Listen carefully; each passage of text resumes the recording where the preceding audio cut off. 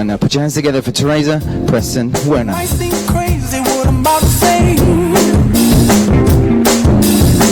Sunshine, she's here, you can take a break. I'm a hot air balloon that could go to space. All right, good morning, everyone. Oh God, it's the afternoon already. Have you guys had a chance to stretch? There've been like an hour and a half long amount of talk, so maybe we could all just like stand up and stretch a little bit. Or like reach your arms up, stretch a little bit, yeah, because I want you awake when you're listening to this. All right, awesome. Don't leave though. All right. All right, so good afternoon. Thank you so much for having me. I have to admit, I'm a little nervous about being here. This is my very first talk at a tech conference, so bear with me.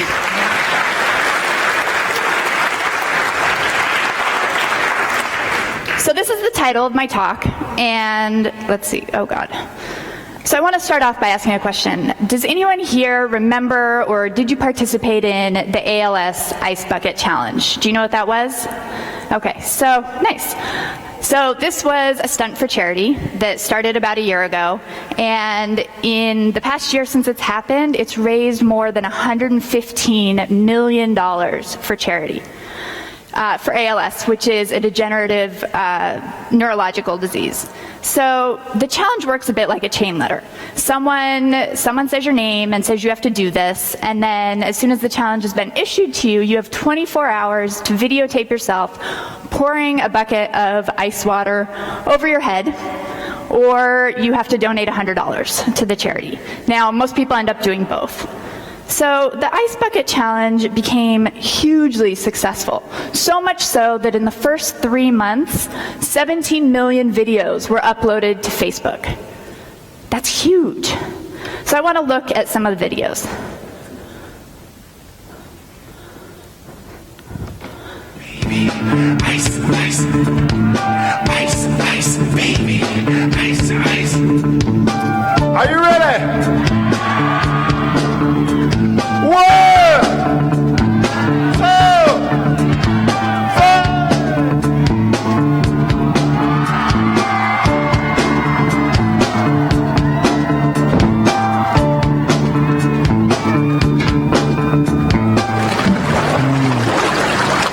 The ALS Ice Bucket Challenge.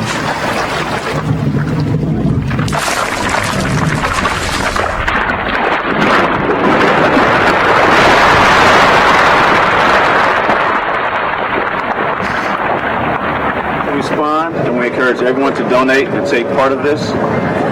Shall we do it? Yeah. 1, 2, 3.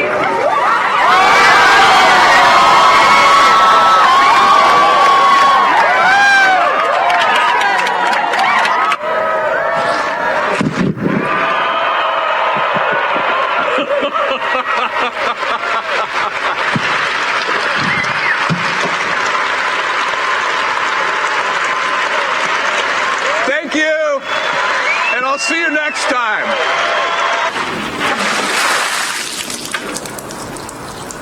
That was really cold. 1, 2, 3.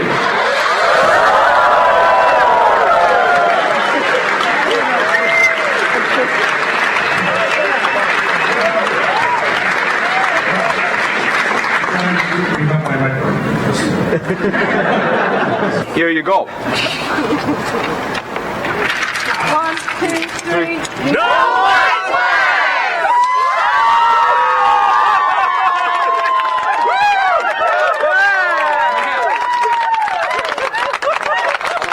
Is cool. But now, let me take this opportunity to challenge Jeff Bezos and Larry Page to take their own ice bucket challenge. And let me tell you again, from personal experience, it's better to have your head in the clouds than under a bucket of ice.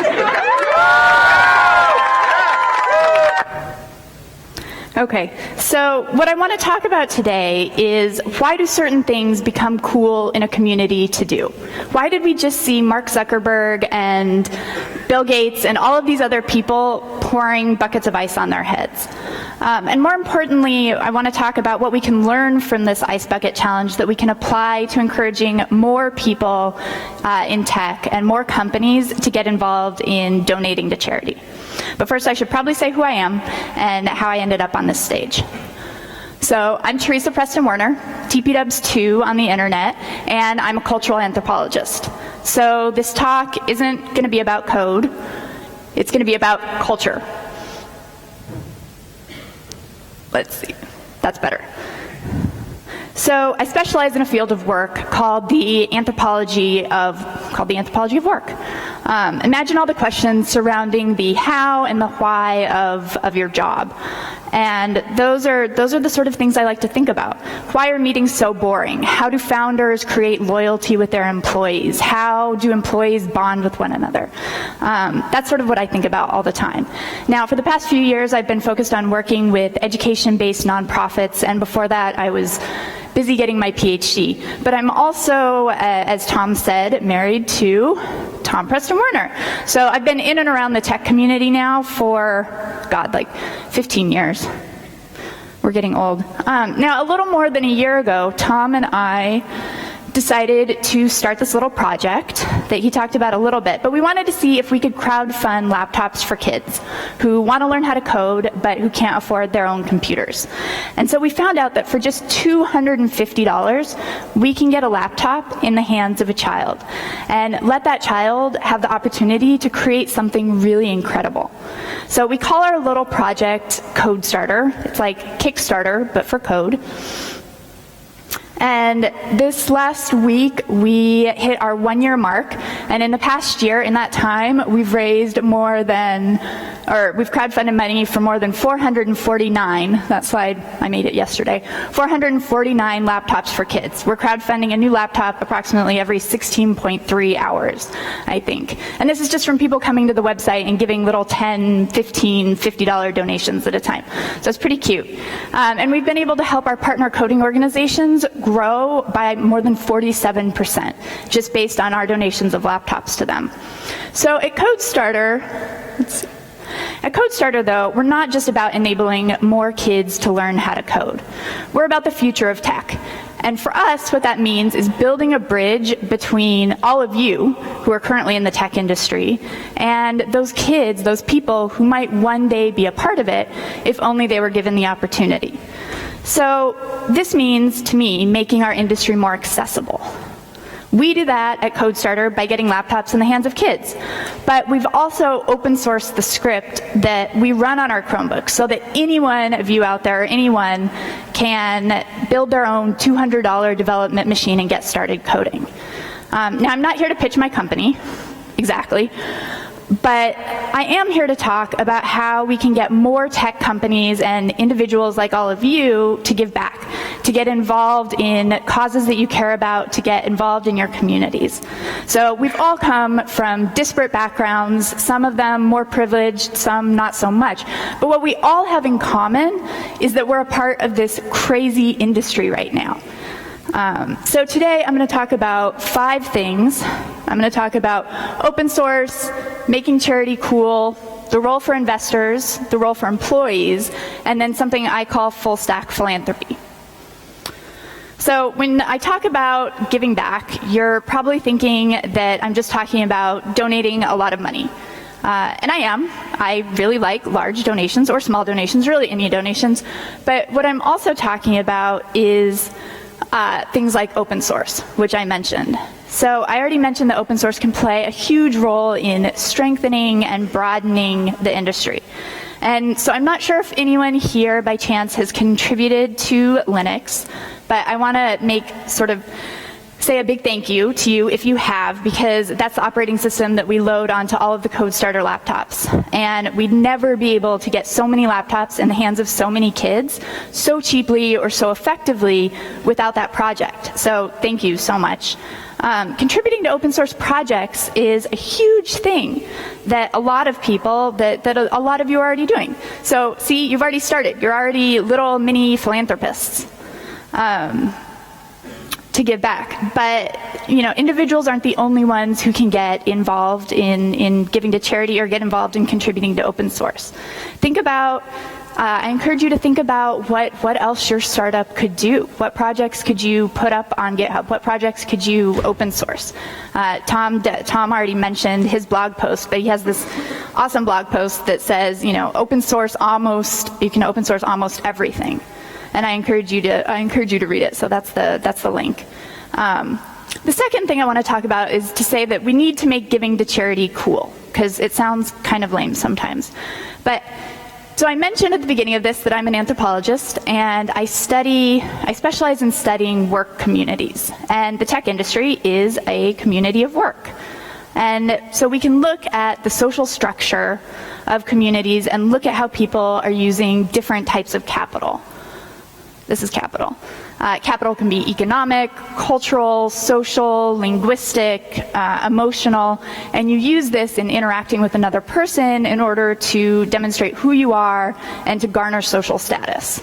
Now, what this means in tech is that we all do various things. The t-shirts that we decide to wear, the hardware that we use, we take part in certain social networks, we monitor how many followers we have, we monitor who those followers are in order to situate ourselves in relationship to our peers. Now, for example, think about sticker placement on your laptops. Or think about which laptops you use in the first place, and what other people think when you're using that specific brand of laptop. Okay, so stickers. What do you choose to put on the lid? Do you put a sticker for Node.js? Do you put an Octocat? Do you put a YC sticker if you did YC? Do you put a Shift Conf sticker? Are there Shift Conf? There are, okay. Shift Conf stickers, and then have you ever had that experience where someone who you don't know, you're sitting in the airport or a cafe or something, and someone says, hey, cool, I went to that conference, awesome. And then instantly there's this bond. Or they see that you have a YC sticker on there, and they're like, ooh, that person must be super smart because they did YC and I didn't get in. So displaying these signifiers is a way to wield cultural capital. Instantly, people can classify you as signifying a certain set of beliefs or qualities. Anthropologists like to call this a performance of identity. And it means that you're saying, even though you're not necessarily explicitly saying it, but you're saying that you are like or unlike certain people. And this is a part of how social status and then eventually social structure develops. So companies operate in much the same way because they're built by people. Certain aspects of companies, I think, have come to be imbued with a lot of cultural capital.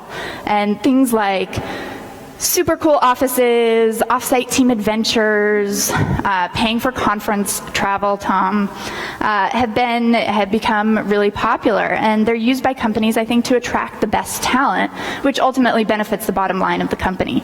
So I wonder, is it possible for companies to get as much bang for their buck by promoting sort of the philanthropic projects inside of their companies as it is for them to advertise massage Fridays or catered lunches?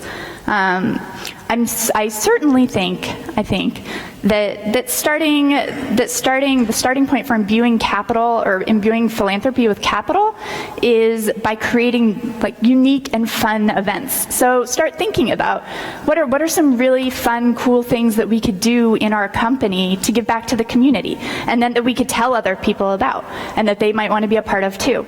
So here's a great example. I think it's one of my personal faves. Awesome. This is Tom, the founder of GitHub, participating in what GitHub calls the GitHub Dodgeball Tournament. So it's now 4 years running. It's a great example. It's very sexy legs, honey. It's a great example of a company integrating philanthropy into their business model in a really fun way. So this is maybe a better picture. This is one of the years that they won. So in this, teams from different companies sign up. They pay, I think they're paying $5K now for each team to come and throw balls at each other in a gym on a Saturday and vie for the coveted Octocat trophy. And then all the money goes to different local charities. So that's pretty great, right? It's super fun, it's silly. Other companies have done like push-up contests between companies. There's a lot you can do. And I think particularly in a region like Split where you're trying to carve out your identity, you're trying to foster community, and there's already so many people who are interested in building a community, this is a really great thing that you could do to sort of show off what you stand for as a community. So other ideas are you could offer your office space to local startups, some night when you're not using it, they need to have like their holiday party and they don't have a place that's big enough, or for a fundraising event. Or, one day each month you could go, Twitter makes all their employees, encourages all of their employees to go outside the neighborhood in the Tenderloin in San Francisco and clean up trash in the neighborhood. Or you could once a month go and work in a food bank. Or like they did at UL, which was a conference held in Ireland this past spring, they ran this sort of race for good and charged €10 a ticket, and all of the money went to support Code Starter and buy laptops for kids, and they were able to raise enough money for 4 laptops for kids, which is pretty great, super simple. People, after you pay God knows how much for a conference ticket, didn't really think about the added expense of €10, but it really mattered to those kids. These are all ways that you can give back. And I think as more companies create these sort of collaborations or friendly competitions, or they host galas, or they just come up with neat ways to incorporate philanthropy into the conferences that they host, giving back will sort of move toward the forefront of what companies are proud to showcase to potential employees, to investors, to clients, and then of course to the press. What a great story that would be. Now, the third thing I want to talk about is to say that investors have to get on board, because if this is sort of a change that we want to make in the industry for how we want our industry to be seen, then the investors have to be a part of it, right? So VCs, accelerator programs, social networking sites need to encourage a philanthropic focus for their portfolio companies. A couple of years ago, I came across Hunter Walk's blog post. Hunter Walk is the founding member of Homebrew, which is a smaller boutique VC in San Francisco, and he had written an article called 1% of Nothing, and he was encouraging all the companies in his portfolio and anyone he could nail down to promise 1% of their equity.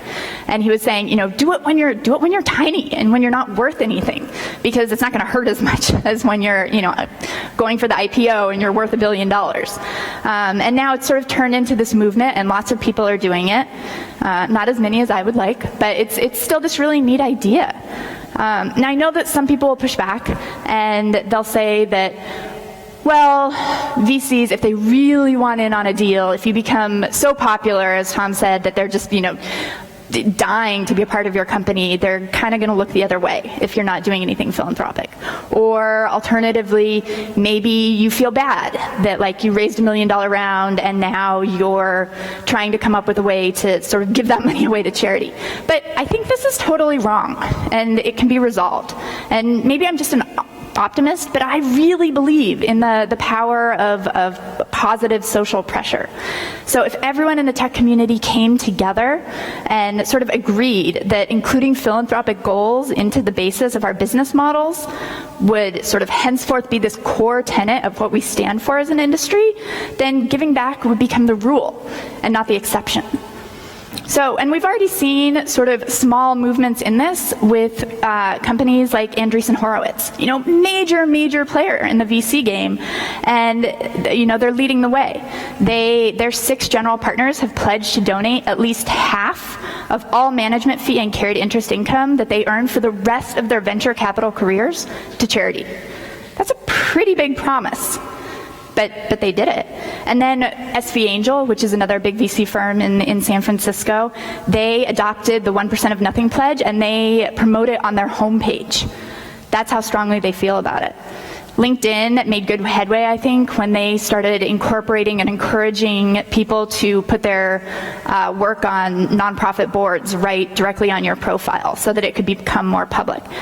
And I think there's lots of other ways that different different networking, social networking sites could get more involved in philanthropy, like AngelList. AngelList there could be a section when you're filling out your profile that says, like, what does your company do for charity? And if that just becomes something that people want to look for, then I think that could be really powerful. So finally, I don't think that young, burgeoning startups can really be expected to do this on your own, right? You have 1,000 things to think about already, and trying to figure out like how to build a foundation when you're like 4 people is maybe a little too much. But this is where accelerators can really help out.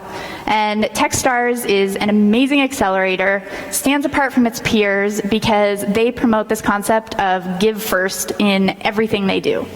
When we did Techstars last spring, 2014, CodeStarter was the first nonprofit accepted into Techstars, which was pretty awesome. And we received just mountains of training in marketing and how to send out better emails and pitching and putting together a Series A and how to build a great team and like I don't even know what. But they never really touched on philanthropy. And I think that there could have been a discussion.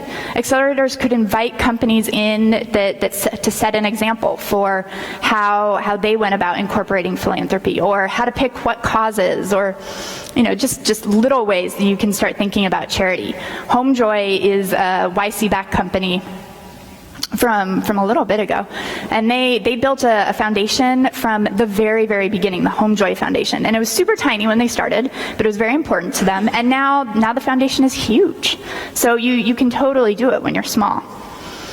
Fourth point is that employees should be empowered to buy in, right? As founders, we could pick our favorite causes, and that's frequently what in huge companies the CEO does. He says, my pet project is AIDS research, or my pet project is cancer research, or whatever it is. And these are great things, but maybe not necessarily does that resonate with all of the employees. And I think they're a part of the team, so they need to be empowered to be a part of it. And you can do that in one of 2 ways.